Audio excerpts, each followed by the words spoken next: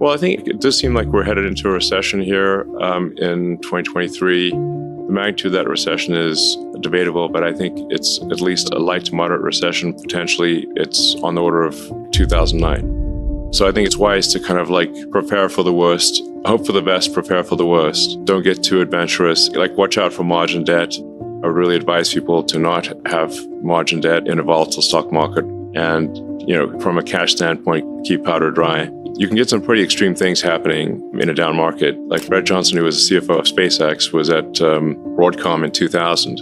And he said that, and that's a good company making good products. And he said that from peak to trough, I think in less than 12 months, Broadcom went down 97%. So like, even if you had a small margin loan there, you got crushed. It subsequently recovered, and I think, to much higher levels. But, if there's like mass panic in the stock market, then you've got to really be careful about margin debt. But I mean, this is just, as we know, the economy is cyclic and somewhat overdue for a recession. And my best guess is that, we have sort of stormy times for a year to a year and a half, and then things start to, dawn breaks roughly in Q2 24, if I were to get. That's like my best guess. Recessions don't, like booms don't last forever, but neither do recessions. And it's a 14-year boom, so a 6-quarter recession seems like that might actually balance out. The last time it was 4 or 5 quarters, so it's not easy. Interest rates have been rising. That increased the cost to the consumer of getting loans, things like that. We've had a stock market correction, really a crash in a lot of growth stocks, software stocks. From where you sit and the data that you see, where do you think the economy is headed right now? Do you think we're in a recession, or is it just a risk? How do you assess our current economic situation? Well, predicting macroeconomics is always difficult, and one should assign probabilities to these things. But ironically, I did last year. People asked me what I think about the economy. I said, well, I think we might enter a recession in approximately spring of 2022. Yeah. Now, the thing is that recessions are not necessarily a bad thing. I've now been through a few of them. And what tends to happen is if you have a boom that goes on for too long, you get misallocation of capital. It starts raining money on fools, basically. It's like any dumb thing gets money. And I'm sure you've seen a few of those. So at some point it gets just out of control, and you just have a misallocation of human capital where people are doing things that are silly and not useful to their fellow human beings. And then those companies, there needs to be sort of an economic enema, if you will, to have everyone sort of shift uncomfortably in their seats. But eventually the economic enema does its job. It clears out the pipes, if you will. Yes. And sort of the bullshit companies go bankrupt, and the ones that are doing useful products are prosperous. And but there's certainly a lesson here that if one is making useful product and has a company that makes sense, make sure you're not running things too close to the edge from a capital standpoint, that you've got some capital reserves to last through irrational times. Because in the past, when there's been a recession, it has gone, it's amazing, it's flipped like a light switch. I mean, David, do you remember this when from the PayPal, ex-PayPal days, when we raised $100 million in March of 2000, and we had, the demand was so high, we had people like VCs, like just literally without even a term sheet, wiring money into our account. They literally were like sleuth out our bank account number and wire money in. And we're like, where'd this come from? And it's like, oh. So it was like, they were just literally fire hosing money in March of 2000. And then in April 2000, the market went into free fall, and it went from raising money was trivial to even good companies could not raise money in a month. So it's just important to bear in mind, like that, PayPal almost went bankrupt in 2000. We came close, but thankfully we'd raised that $100 million in March 2000, without which we would be in game over, basically. And we kind of saw it coming. So it's like we got the X-Confinity merger done in like 3 weeks and raised $100 million. Because we were all like, we see this coming to an end pretty soon. And then a month later, it was like, a nightmare, basically. And make sure if you're a healthy company, you got some capital to get through things. And then watch your costs. And if it is a recession, which more likely than not, it is a recession. I'm not saying it is, but it probably is. Then just watch your cash flow and get to positive cash flow as soon as you can. So I think we probably are in a recession, and that recession will get worse. But these things pass, and then there will be boom times again. So it'll probably be some tough going for, I don't know, a year, maybe 12 to 18 months is usually the amount of time that it takes for a correction to happen. The obvious reason for inflation is that the government printed a zillion amount of more money than it had, obviously. It's like the government can't just, have issued checks far in excess of revenue without there being inflation. Velocity of money held constant. So unless there's something would change with velocity of money, but if the federal government writes checks, they never bounce. So that is effectively creation of more dollars. And if there are more dollars created than the increase in the goods and services output of the economy, then you have inflation. Again, velocity of money held constant. But this is very basic. This is not like, super complicated. And if the government could just issue massive amounts of money and deficits didn't matter, then why don't we just make the deficit 100 times bigger? Okay. Yeah, and the answer is you can't, because it will basically turn the dollar into something that is worthless. And various countries have tried this experiment multiple times. It's not like, I wonder what happens if this is done. Yeah. Have you seen Venezuela? Like the poor people of Venezuela have been just run roughshod by their government. And so obviously you can't simply create money. The true economy is very important. Like the true economy is the output of goods and services. It's not money. It's literally what is the output of goods and services. Money is simply a way for us to, or anything that you call money, is a way for us to conveniently exchange goods and services without having to engage in barter, and also to shift obligations in time. Those are the two reasons that you have money, this thing called money. It's really it's a database. Money is an information system for labor allocation and for exchange of goods and services and for translating in time. And the quality of that information is a function of, it's like you can apply information theory to money. And I think it helps explain why one money system or why one action is better than another. And so just like an internet connection, you'd want something that's high bandwidth, low latency and jitter, and is not dropping packets, does not have a lot of errors in the system. And the same is true of money. And really, like you said, what did PayPal really do? That it helped improve the bandwidth, the speed at which money could move.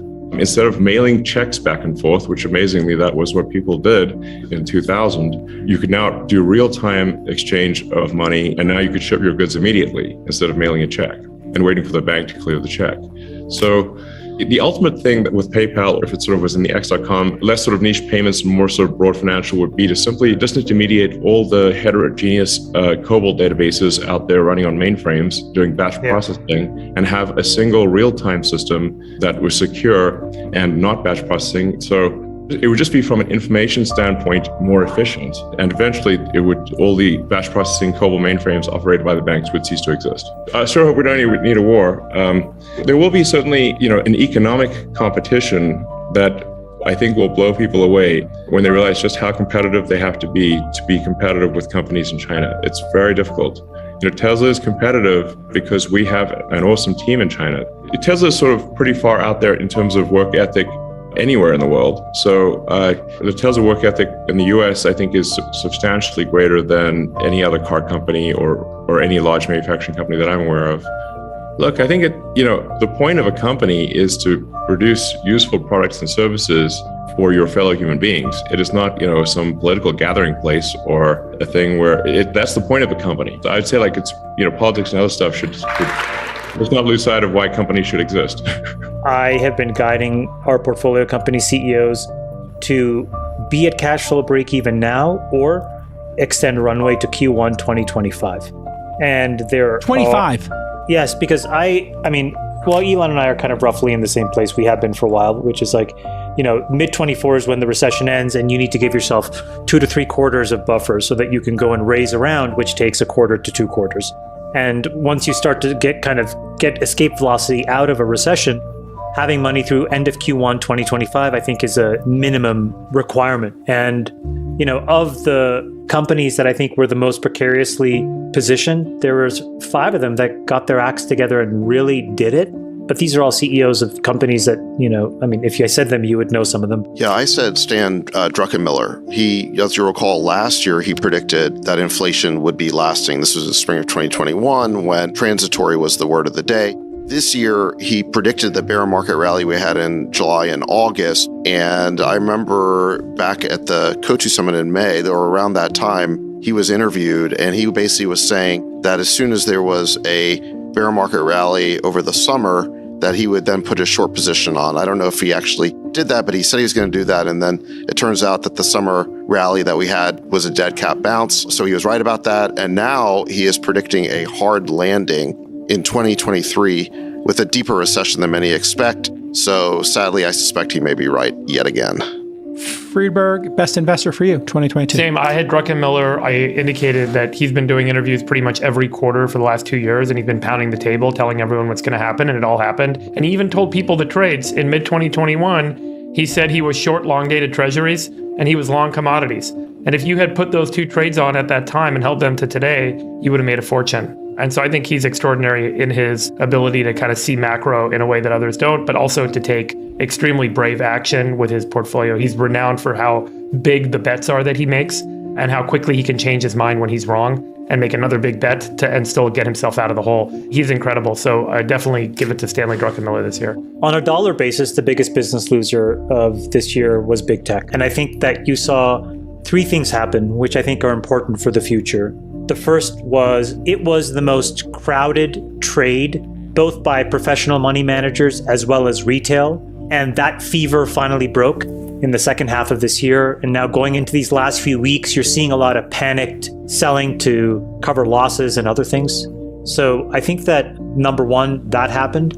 Number two, regulators basically said, we're going to go after these guys every single which way we can. Mm-hmm. And then number three, I think it started to change the innovation cycle where people now actually believe that they can't outspend because folks won't tolerate it. And the things that they're spending their money on seem kind of foolish. And so I think, big tech is probably not discussed enough, but it was a huge loser for this year. Friedberg, who is your biggest business loser for 2022? I mean, this one's just a simple FTX. I mean, that was such an incredible revelation of the scale of the scam and the fraud and the craziness that went on. And I think what was interesting about FTX is it had implications not just for crypto and not just for kind of offshore regulatory and not just for fraud, but also for the investors. We had a whole debate about whether the press and journalists failed to kind of, appropriately investigate this guy rather than give him accolades because he said the right things, which he said he did over IM. And investors failed to do relevant amounts of due diligence or form a board and have proper governance over him because they wanted to be part of the hot new thing and everyone had capital to deploy.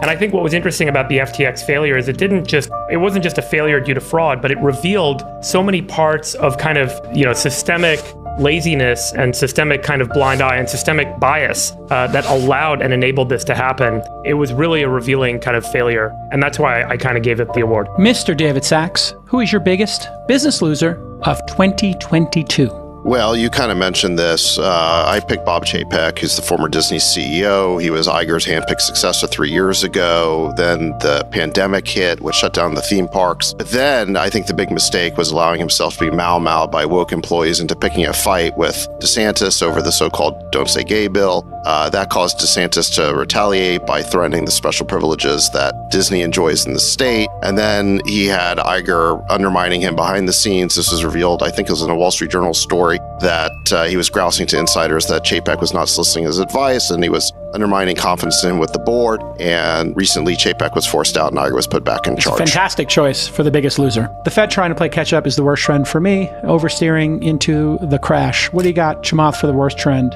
of 2022? The worst trend was the continued profligate spending by the federal government. We have record deficits, record debt, and this year we're ending the year by adding another $1.65 trillion of spending that nobody can seemingly account for. It is truly the Christmas tree of Christmas trees in terms of bills. So we have not gotten religion yet around being measured in how we spend money. Good one. Worst trend, Sachs. Last year, my worst trend was authoritarianism growing all over the world. And I think that's a pretty decent prediction. This year's worst trend is the government colluding with big tech to engage in censorship. This is how they're going to do the authoritarianism. We talked about it with Schellenberger and Elon, this whole series of revelations known as the Twitter files. We can see this collusion, this cozy relationship between the censors at Twitter and big tech and the bureaucrats at the FBI and DHS and Pentagon. This is a really disturbing dystopian relationship, as we talked about it earlier. And, I feel like we spend all this time talking about the authoritarianism in Russia